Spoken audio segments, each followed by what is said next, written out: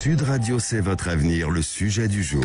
Alexandre, aujourd'hui on s'intéresse à l'ostéomancie. Alors, Oui. je vous préviens, chez nous c'est un peu glauque. Oui, Info, oui, mais voilà. j'ai essayé Mais oui, d'extrapoler. je me doute. Et vous savez qu'il ne faut pas l'ostéomancie à ne pas confondre avec l'ostéopathie, Oui. ce qui n'a rien à voir, puisque l'ostéomancie est une divination qui consiste à lire l'avenir dans les os. Bon. OS. Étrange, oui.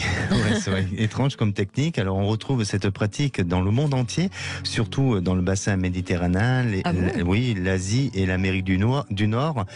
Cette technique a été utilisée de la préhistoire jusqu'au Moyen-Âge.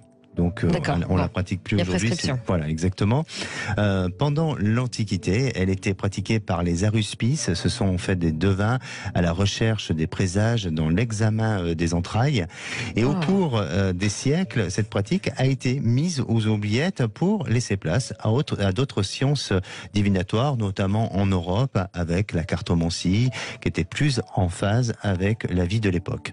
Aujourd'hui, cette pratique a quasiment disparu pour des raisons d'éthique et aussi de changement de civilisation.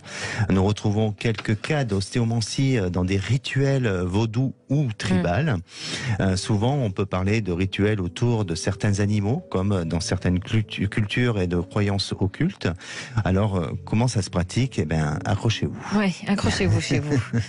C'est tout d'abord, il faut choisir l'animal en fonction de la symbolique et de son événement. Alors, ça peut être lié à un problème de famille, soit pour des histoires de famille, de retour affectifs ou peut-être aussi de conflits extérieurs, professionnels ou autres.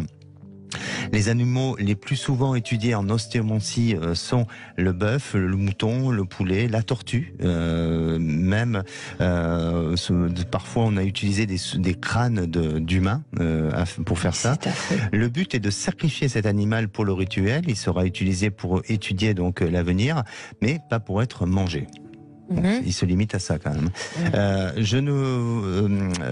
La pratique se fait souvent par le biais de la pyromancie.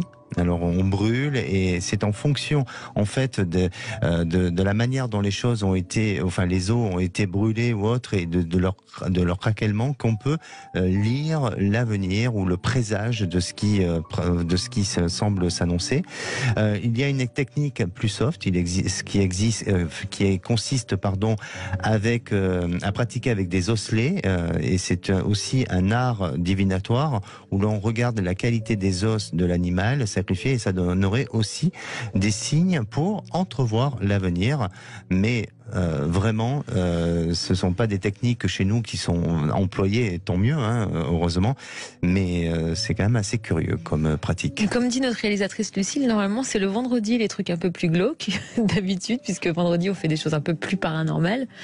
Là, oui, en plus le jour de la femme, c'est quand même pas sympa. Ouais, non. C'est pas sympa. C'est vrai. Mais je sais pas pourquoi. Oui, aujourd'hui, tiens, j'ai voulu anticiper. Oui, mais bon, on apprend des choses, même si elles sont glauques. On choisit pas, c'est pas nous. Mais oui, d'autant plus que elles font partie. C'est très primaire et elles font partie de l'histoire ancienne. Et même, les rituels d'animaux, je sais que ça existe dans certaines pratiques. Comme on dit, on va se coucher moins bête, mais là, on risque de faire des cauchemars, par contre. On retrouve